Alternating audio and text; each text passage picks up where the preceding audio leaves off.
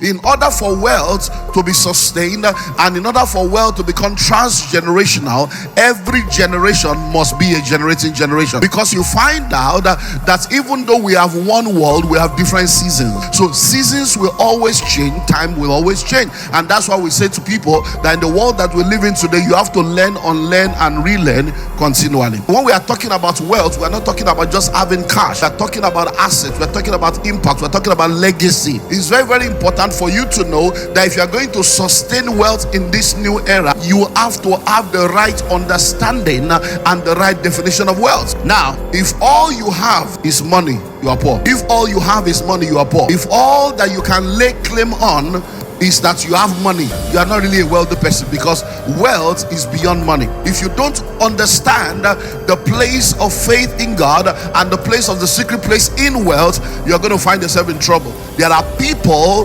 that can mess up your journey when you don't have the right backup when it comes to wealth. Welcome to Kingdom Believers Channel. When people gather to learn and take advantage of opportunities like this, is because they are very, very passionate about their personal development. So I want to thank you all for taking time out to come, because I believe very strongly that what you will learn today plus what you have learned, as you put them to work, you'll be part of the next success story. And I want us to also appreciate Wisdom and Sunday, the brains behind Pertinence Group. Let's appreciate them for their lives and their journey. And let's also appreciate all the speakers that has been part of today's journey. Thank you all for coming to be a part of this journey. If you do not have a copy of the School of Money book, you need to get a copy. The School of Money book is known as the Bible of Wealth Creation, and we have them out there. And then the Pathway to Wealth is also out there. Now, today, within the next few minutes that I have to share with us, I want to focus on sustaining wealth in this new era. Sustaining wealth in this new era. Over the years, we've been able to produce thousands of millionaires and hundreds of billionaires. So a lot of people that have been a part of the journey of empowerment that we have done. This year makes it 33 years of empowering people. So we already have a lot of people that are beginning to operate in that realm of millions, and some are beginning to operate in the realm of billions. But the challenge is sustainability, and that's what I want to focus on today, because every time we come every year, it's very, very important for us to continue to grow in our wealth creation journey. When you begin to sit down to study rich and wealthy people all over the world, one of the things that you begin to realize is that there are people alive today whose grandparents were very wealthy, but they are poor. There are people alive today whose parents were very wealthy, but they are poor. So you find out that when you look all over Africa, when it comes to wealth, when it comes to organizations, hardly will you be able to see a family where wealth has transcended from one generation to the other, even to the third and the fourth generation. So you find out that a lot of wealthy people that exist today are more like the first generation of wealthy people within their family. So most likely, when you see wealthy people today, their parents are poor or their grandparents are poor, and then they tell you about the story of how they have been able to break through that barrier of poverty and come into a place of wealth. But when you also sit down with them, you find out that one of the major fear of a lot of people that are first generation wealthy people is the fear of, will this wealth that I have been able to create, will it live beyond me? So you see a lot of people thinking of how to ensure that their children and those that have come after them are better positioned and better equipped, so that the wealth that they are creating can transcend beyond them. Now, in the month of March, we have a group known as the Billionaires Conclave. Wisdom, Olumide, Timothy, they are all parts of that organization. And we have a lot of people that we're training and mentoring to be able to help them to build sustainable wealth on the continent and even in the world. And our focus in the month of March, in our meeting this year, was building transgenerational wealth. Why? Because we're trying to help people to understand that it's not just enough for you to become wealthy for yourself. You need to be able to build transgenerational wealth and build transgenerational organizations. And we began to look at some of the organizations that have not been able to move beyond 20 years, 30 years of their existence. And we also did a case study of some organizations that have transcended 50 years and 100 years. And one of the things I shared with them, which is part of what I want to reveal to you today, is the fact that one of the reasons why a lot of organizations and a lot of wealth does not go beyond the first generation to become sustainable is because most of the time the first generation is always a pioneering generation. When people are pioneers, they have that drive and that passion to make sure that they push and push and push until they're able to come into a place that makes this easy for them. So the first generation is always a pioneering generation, but by the time the second generation comes, unfortunately, the second generation most of the time becomes a maintenance generation. So the second generation begins to focus on how they can maintain what the first generation has created and pioneered.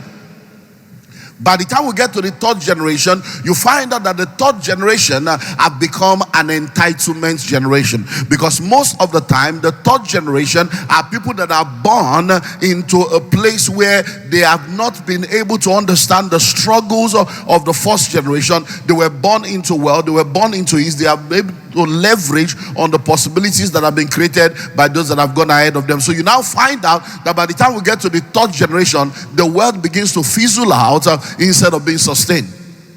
So in order for wealth to be sustained and in order for wealth to become transgenerational, every generation must be a generating generation.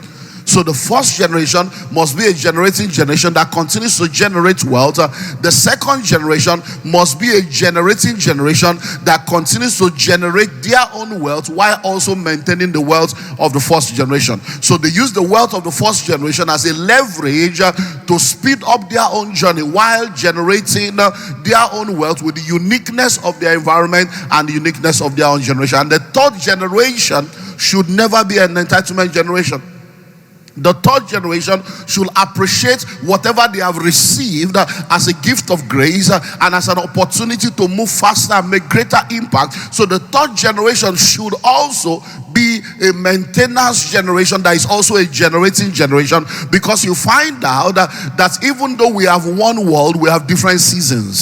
So seasons will always change, time will always change. And that's why we say to people that in the world that we live in today, you have to learn, unlearn, and relearn continually. So in sustaining wealth in today's era, there are a few things that I want you to take note of. And let me just narrow it down to two. Number one, what is your definition of wealth? And then number two, how real is your wealth? If you are going to sustain wealth in this new era, you need to have the right understanding and the right definition of wealth. Number two, you need to answer the question of how real your wealth is. Now, when we talk about wealth, Sunday has done an amazing job in trying to help us to understand the difference between riches and wealth, because riches is more of cash-based, but wealth is asset-based. So when we are talking about wealth, we are not talking about just having cash. We are talking about assets. We are talking about impact. We are talking about legacy. So it's very, very important for you to know that if you are going to sustain wealth in this new era, you have to have the right understanding and the right definition of wealth. When you get the book Pathway to Wealth, one of the things that I did in that book is to help us to understand who a millionaire is, and then to help us to understand what wealth is, and then we looked at the components of true wealth. Now, if all you have is money, you are poor. If all you have is money, you are poor. If all that you can lay claim on is that you have money, you are not really a wealthy person, because wealth is beyond money. So when we look at what I call the components of true wealth, there are some things that has to be in place in order for you to say you are truly wealthy, because they are all the ingredients and components that come together to really create and define a truly wealthy person. Number one, strategic relationship. A truly wealthy individual is a man or woman that has social capital. It's a man or a woman that have the right kinds of relationships in their life. And you don't ever want to know what it means to have all the resources and not have people in your life. There are a lot of people that have done a lot of things to try to get money. They've kicked out people, they've maligned people, they've defrauded people, and they've done all kinds of stuff only for them to now have the money and there's no one to enjoy the money with. A lot of people have lost their family in pursuit of wealth and in pursuit of riches, only for them to finally have the money and there's no family to enjoy it with. So when we're talking about real wealth, one of the components of real wealth is strategic relationship. Number two is the material possession.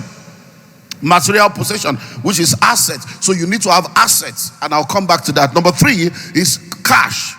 And that's very, very much part of wealth, but that is just one component of wealth, because if all you have is cash, then you're not truly wealthy. Number four is experience. Experience is wealth. That's why we talk about wealth of experience. Number five is knowledge and skill. Knowledge and skill, because in the world that we live in today, knowledge is the new money, and those who know rule over those who do not know. To the degree that you are ignorant, that's to the degree of bondage that you're going to be experiencing in your life. Number six is health. Health is wealth.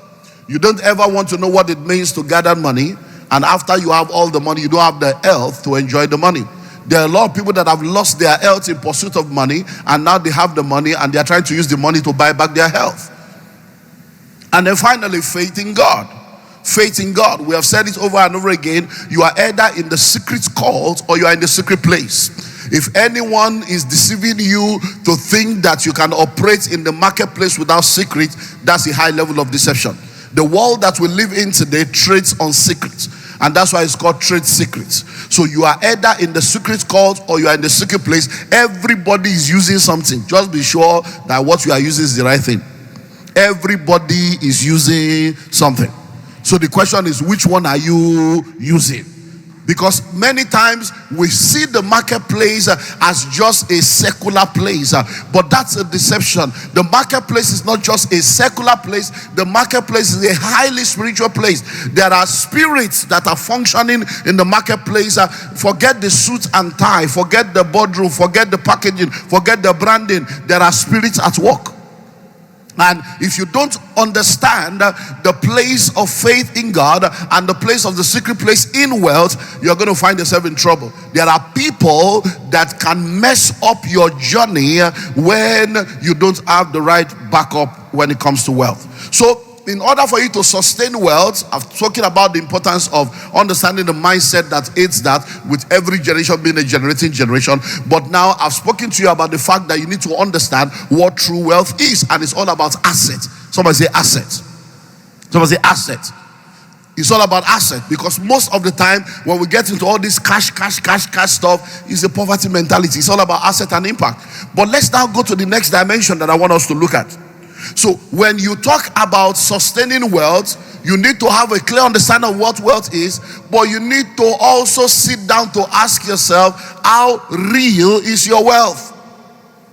How real is your wealth? Why? We've had a lot of people that have gone around making people believe that they are wealthy, and all of a sudden we suddenly realize that the wealth seemed to have disappeared.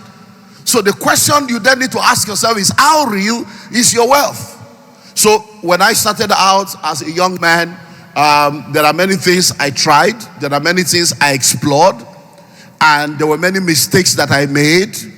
But over a period of time, I've been able to come into a place where I know what works for me and where I know what is stable and sustainable, so I don't get into some stuff anymore. But you see, when I look at young people today and I see how a lot of people get involved in all kinds of volatile stuff just because it seemed to be the fad, it seemed to be the reigning stuff, I sit down and I say, don't worry, they will learn. And I watched people refusing to listen. 6 years later, 8 years later, they come back to zero level. So we have today people that have handled millions before, but right now they have nothing to show for the millions they have handled. Why? Because what they thought was wealth was just riches. So they have not been able to have real. So how real is your wealth? So let me help you think through this. Just taking you through some thinking. Just think. You are a millionaire in quotes, and all your money is in the stock market. How real is your wealth? So a lot of people, all they have that they are calling themselves wealthy is portfolio wealth. They have bought shares here, they bought shares there, they bought shares there, and there's nothing wrong in that. But when we are talking about wealth, that is not really wealth, though. That is in the realm of riches. Because when you have money in the stock market and you have shares of this company, shares of that company, it's very powerful. It helps you to become rich. It helps you to have income. It helps you to make money. It helps you to grow your money. But when we are talking of real wealth, don't sit down in that realm. Because if the stock market crashes or that company falls up, you can move from 1 billion to 200 million. I think it was last year or 2 years ago when Facebook had a glitch for a few hours, and they said that the wealth of Zuckerberg was wiped out by like 7 billion just in a matter of hours or days or something. Now, so that's an example. So many people that are saying they are wealthy, how real is your wealth? Let's go to cryptocurrency, digital wealth. Elon Musk today, Elon Musk tomorrow. So we have a lot of young people that are making so much money. They've done crypto, they've done Bitcoin, they've done, no problem. But when we are talking of sustaining wealth, it's not inside stock market or inside crypto that you will sustain wealth. Because all these things are so volatile. They have their place. They are not wrong. You can use them on your journey to make money, to increase the money. But when it comes to wealth that is sustainable, you have to ask yourself, how real is your wealth?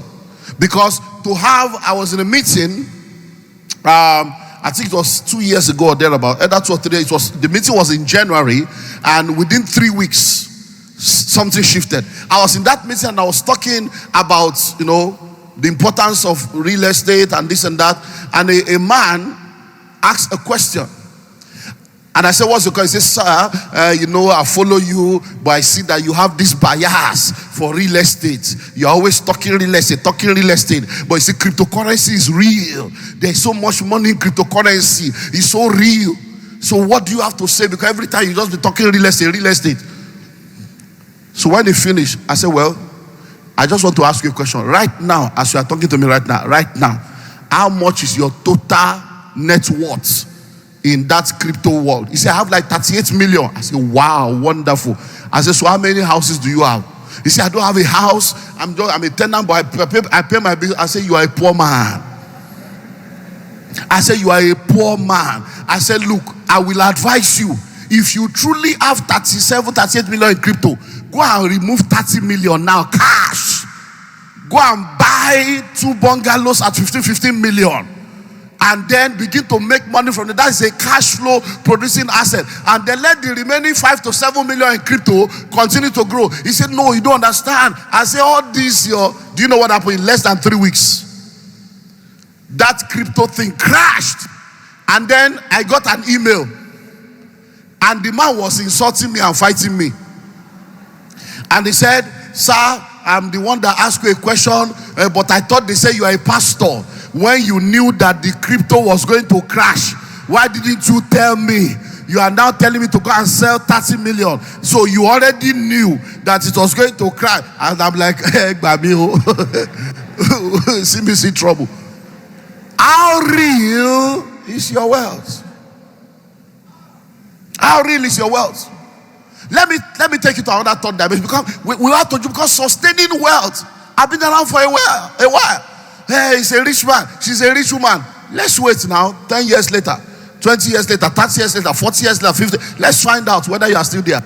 So if you are into portfolio wealth, you need to have a rethink of how to position that portfolio. Number 2, if you are into digital wealth, you need to have a rethink on how to position that digital wealth. Number 3, how real is your wealth? If your wealth is local, If your wealth is local, you have what I call localized wealth. You need to have a rethink. Why? Because the world is a global village, the internet is a village square. And if you are in a global village, you have to be a global player. And to be a global player, you cannot have local wealth without global relevance. So if you want to sustain wealth and all your investment is within one geography, it means that when something happens in that one geography, you are down to zero level. Case in point, Ukraine. So we all saw what happened in Ukraine.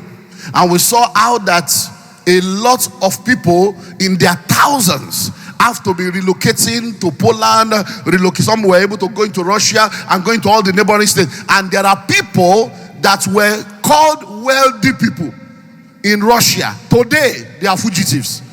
There are people that are called wealthy people in Russia. Today, they are looking for how to survive. Why? Because when they left Ukraine, when they left Ukraine, because all their wealth was localized and then everything was locked up, they left and they couldn't carry anything along with them. But those that had global wealth, even though they lived in Ukraine, they had wealth, they have investment, they have assets all over. So when they move out of Ukraine and move to any country, there are things waiting for them there. So how real is your wealth? Then let's talk about companies also. Let's talk about business, because now a lot of people understand that when we talk about the vehicles of wealth creation, all these things are the vehicles that create wealth. But we're talking about sustaining wealth now. So the syllabus is like we are bringing you to the next level. Because when you go to primary school, you have teacher. When you go to secondary school, you have teacher. By the time you go to university, you have lecturer. You don't have teachers. And you need to understand that in Wealth Summit 3.0, we cannot keep you at the same level, because over the last 2 years, many people have become millionaires already. And we need to now begin to give you the next dimension of the syllabus, so that you will not come and become a liability after 5 years of work.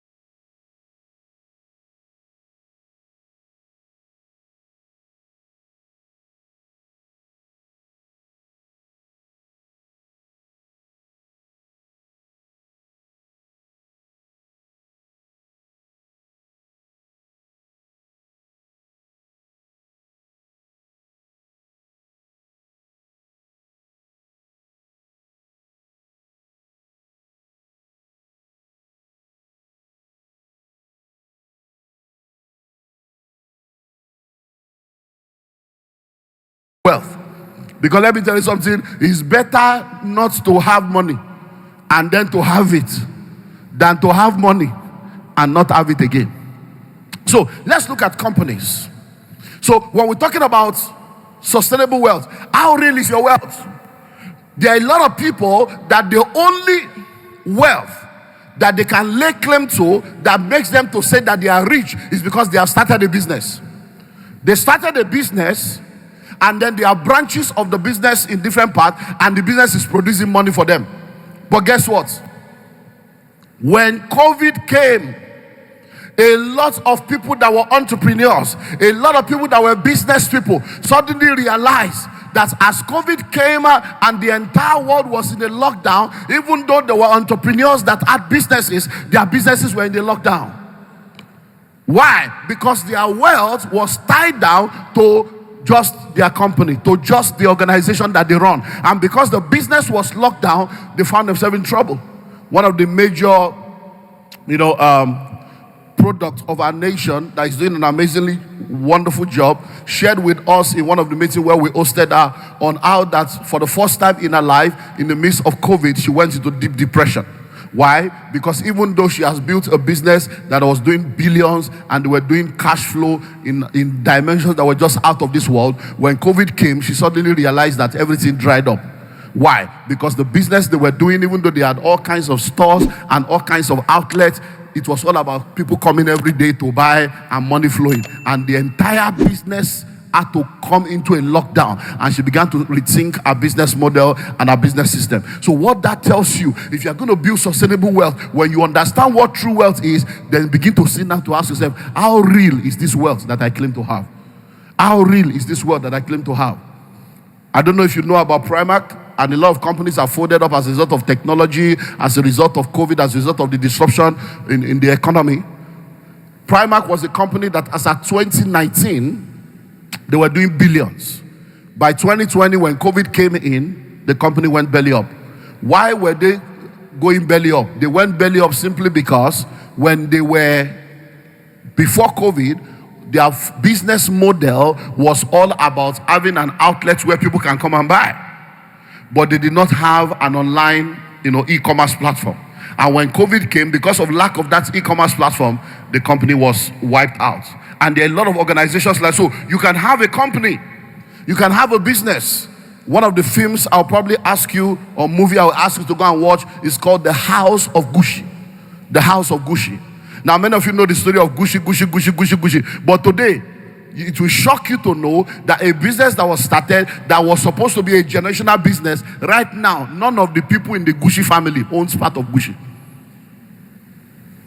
Outsiders have come to take over because of a lot of things that are part of true wealth that many people do not consider. Because you are thinking true wealth, you are thinking, I have money. Are you raising a good family? Are you raising good children? Because at the end of the day, you might build what you consider to be wealth, and when you raise irresponsible children, they will wipe it out in one day. So that's just a few things for you to think about. So let's begin to look at some of the vitals that you need to consider for sustainable wealth. What are the vitals that you need to consider for sustainable? Number one, a good name. A good name. When we talk about true wealth is not about cash. It's about assets. And one of the greatest assets you can have is a good name. One of the greatest assets you can have is the asset of a good name, is the asset of integrity. Listen to me, there are names that opens doors. And when you come into a place where your name has been made great, you have become truly wealthy.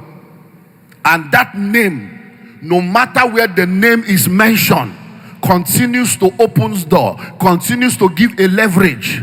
So listen and listen well. If you are one of these get rich quick, covetous people that just want to make money anyhow, and you want to mess up your name on the name of money, because at the end of the day, one thing that will help you to sustain wealth is what? Is a good name.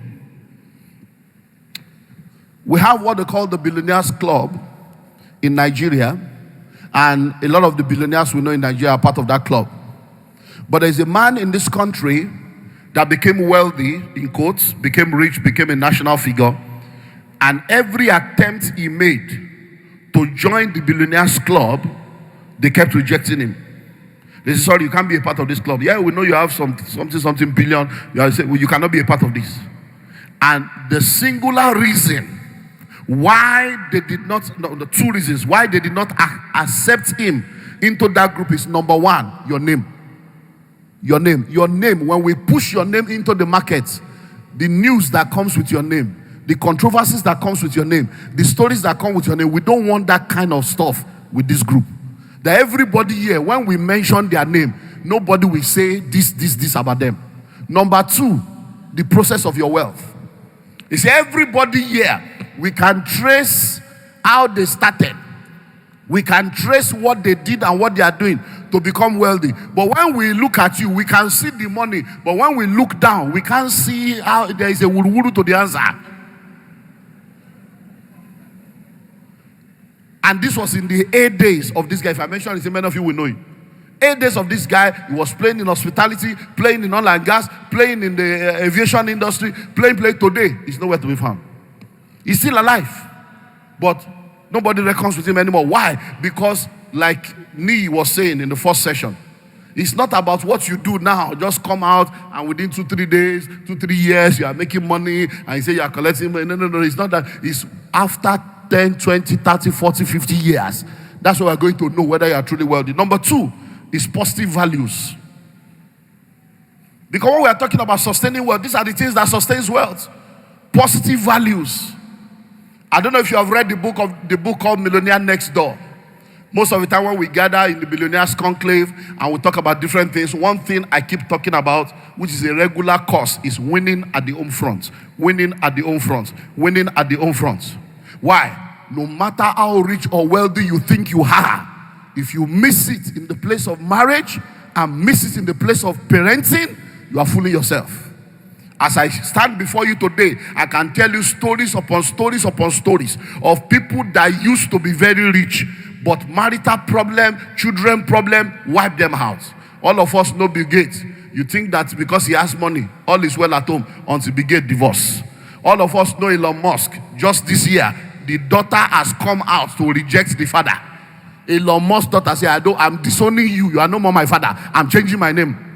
So what is the purpose of a wealth that you gather, but there is no family and there is no lineage to perpetuate the wealth? So when we are talking about sustaining wealth, it's not just about have money, you want to buga, you want to chill with the big boys, you want to kitty cat. No, that's not what we're talking about. It's about making impact. It's about being valuable. It's about 20 years, 30 years, 50 years, 100 years later, people are still referring to the impact that you made.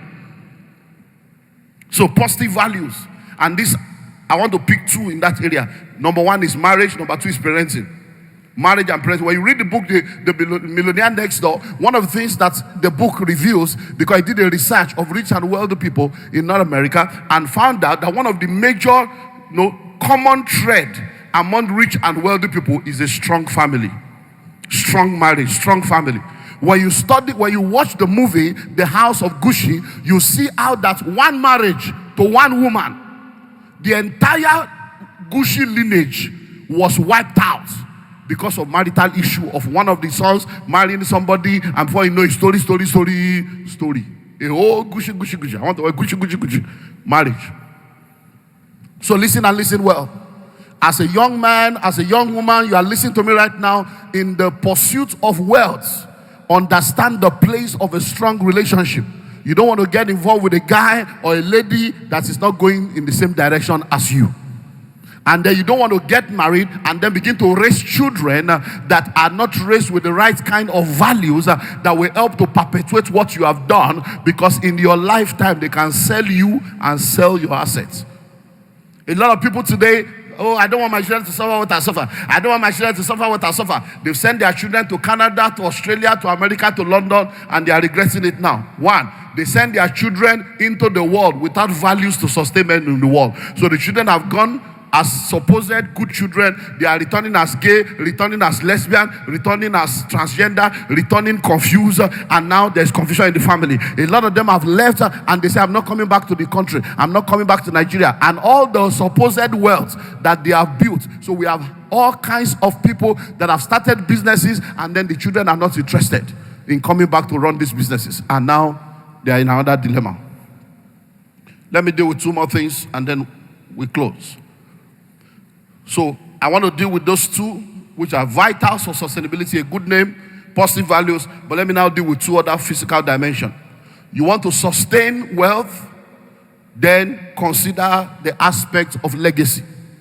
Legacy. One of the things that will help you to sustain wealth is building legacies. Building legacies that will remain after you. That's one of the ways to sustain wealth. Oh, what are you talking about building legacies? Start foundations. Have a foundation that will become the platform for the perpetuation of impact. So that through that foundation, the money you have made can be used to give back, to raise succeeding generations after you. So that even after you have gone, the foundation is there. And the impact of that foundation can be felt decades and centuries after you have gone. Consider endowments. Many of you need to go back to your school, go back to your alma mater, go back there and begin to endow, come up with endowment funds.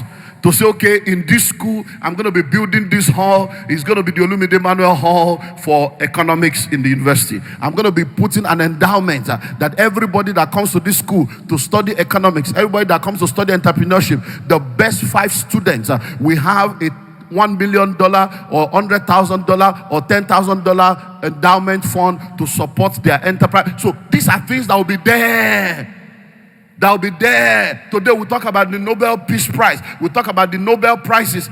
Alfred Nobel was a man that did not start out the way we all know him today. When he started out, he was one of those that produces all the weapons of mass destruction in the Second World War. Dynamite, guns. He was a gun dealer. He was producing things that they were using to kill people. And then one day, his brother died. And the newspaper thought he was the one that died. And when the headline came out the next day, the headline all over the country was, "The merchant of death is dead." The merchant of death is dead. As far as they are concerned, the man that is producing what is killing people, he has finally died, though. And when Alfred Nobel woke up and saw the headline, he said, "I'm alive now, I'm not dead." He now found out that his brother died. So they thought he was his brother. That he was, say, so you mean that if I die, this is what they will remember about me, that I'm the one that produces what kills people? And he called his lawyers together. He said, "Today I'm changing my will, I'm changing my formula. Every money I'm making from today, I want to put money into what will help people. I don't want to be known as a man that kills people." So, endowment for peace, endowment for drugs, all kinds of scientific invention. Many of the things that has helped keep people alive today were sponsored and paid for by the Nobel platform. So, that is one of the things you need to begin to do. Let me speak to the issue of trust. Many of you grew up understanding that, you have to leave inheritance for your children. You have to leave inheritance for your children's children. And many of you are laboring to gather money so that you can hand it over to the children, but you are not factoring the fact that the children are going to be growing up in a world that is different from your own. So there are many people now that do not realize that if you are going to sustain wealth, one of the new things you need to begin to understand is to move from wills to trust.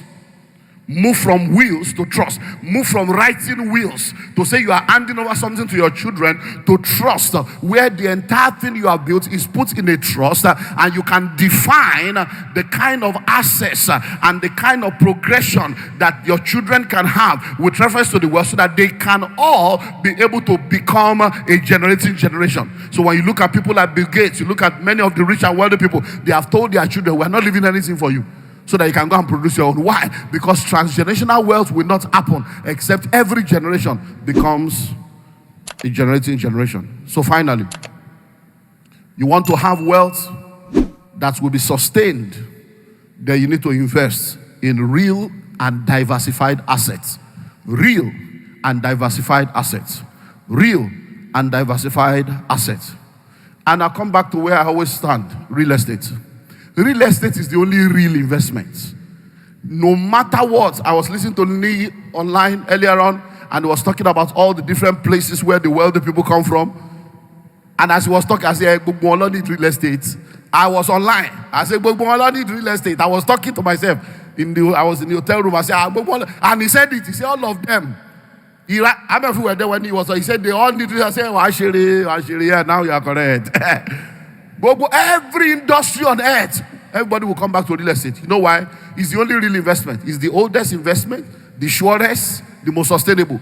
Real estate will hedge against inflation, hedge against devaluation. Everybody is shouting, Naira is 700, but we'll go 1,005. If you like, let's say enter 3,000.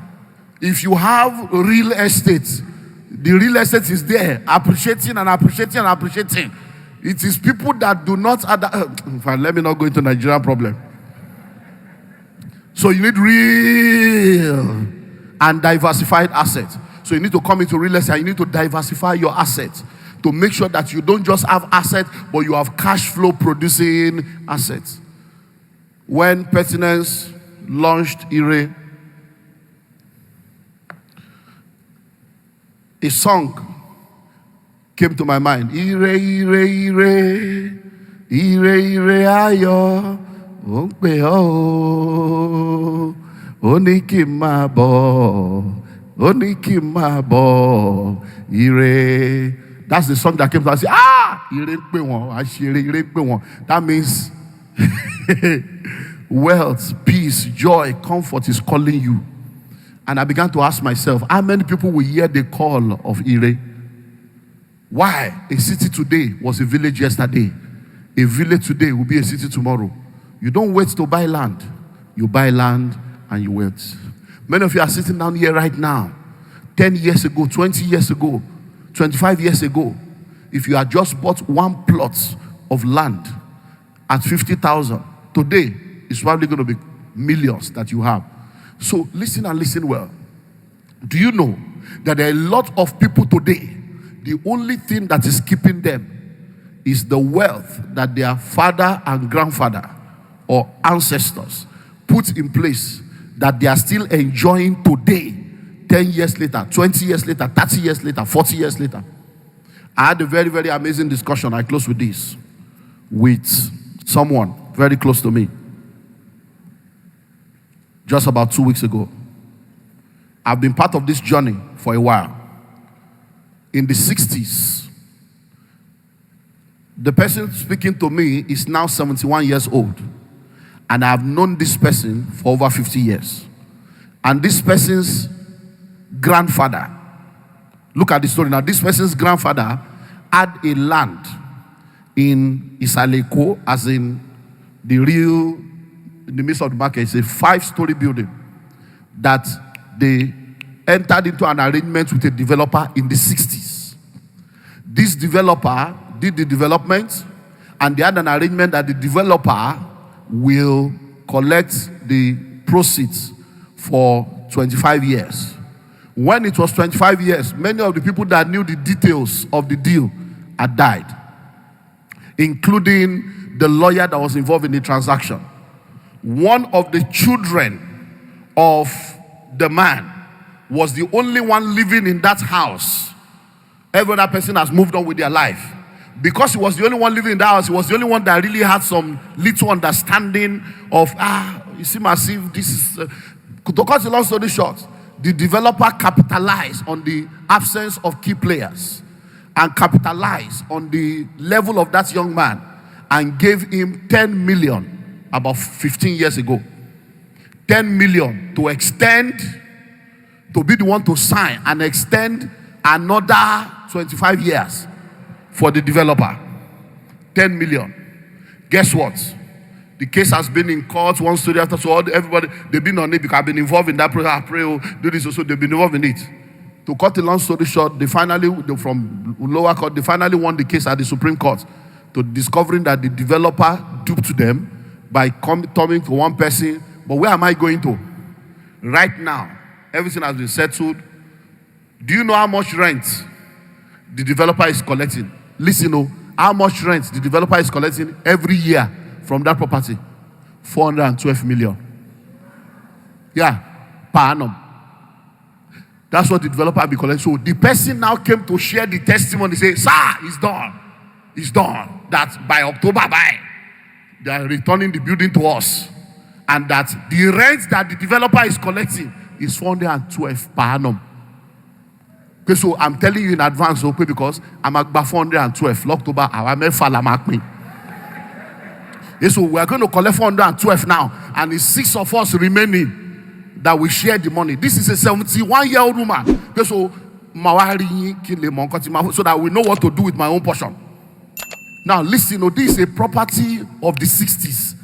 A 70-something-year-old woman is going to be. So imagine 412 every year. What are you doing?